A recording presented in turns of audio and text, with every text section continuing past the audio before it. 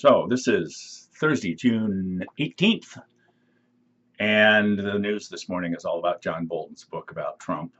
Um, and it has me thinking about loops.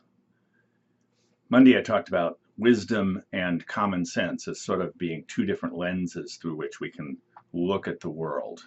And on yesterday we talked about control and how trying to control things, oftentimes we create the opposite of what we need. We get more stuck instead of having things really work the way that we want it to. And of course, that's in the news too.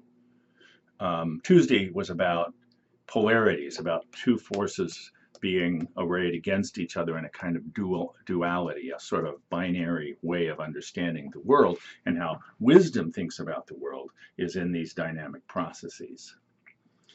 So what I want to try to talk to you about today is this quality that this sort of structure that arises in the world that we can see through a systems perspective. We can see through wisdom that is largely invisible to us when we're using common sense, binary, be in control kind of sense. A loop is something that, part of it is it happens over and over again, but it sort of creates a structure.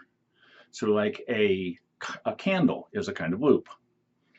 It's a dynamic thing. It dances around. It is a negative feedback loop insofar as it grows to a certain size, and then because of the melting point of the wax, how much energy it has in it, the size of the wick, there's various dynamics that will cause it to be a pretty close, keeps returning to about the same size. And it will continue that way until it runs out of fuel. Right? There are various kinds of loops that we construct all of the time, and they're not objects, they are a dynamic. So like a relationship is a loop. I was just texting with a client of mine. It's a woman, she's always getting into the same fight over and over again with her husband. She can't get out of it because she can't get him to change. She can't control him. And she is unable to see how what she's doing is actually creating the very thing that she doesn't want to have happen. And so that's what was coming up for me when I was reading about Bolton's book and about the people who are big Trump supporters and about folks who are concerned that in the world there are certain dangerous forces, a deep state. There are people who are making the choices that actually control things and we can't see them and we're not being told the truth. And what's really happening is something that's harmful to us. And so we have to be diligent to try to figure out what's actually going on, because otherwise it's really going to be harmful to us. And these people are largely people who support Trump. And that's exactly what Trump is doing, is he's hiding the information and he's manipulating things for his own personal gain at the expense of others. And so these are folks who are actually constructing the loop that is what they don't want to have happen. We do that. We get so afraid of something. We get so focused on what we're afraid might happen that we actually can make it happen. I used to see this commonly when I was working in the abuse prevention program, the aggressive offender program.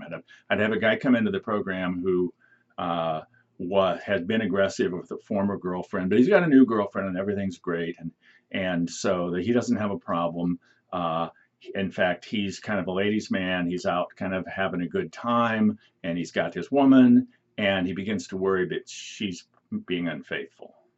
And he begins to hound her about, where'd you get this book of matches? And you were certainly dressed nice today. Who were you getting dressed up for? And why were you 15 minutes late getting home from work? And he would get more and more suspicious about what she was doing, so that at some point she would step out on him. Because she's sort of like, well, I'm getting in trouble for it all the time. I might as well do it. So he ends up creating the very thing that he is afraid is going to happen. And we do that when we don't see how it is that the loops that we are constructing are in some sense an expression of an interior loop that's going on with us. That's why in order to get to a place where we can actually see from wisdom, we have to be able to be aware of our own interiority.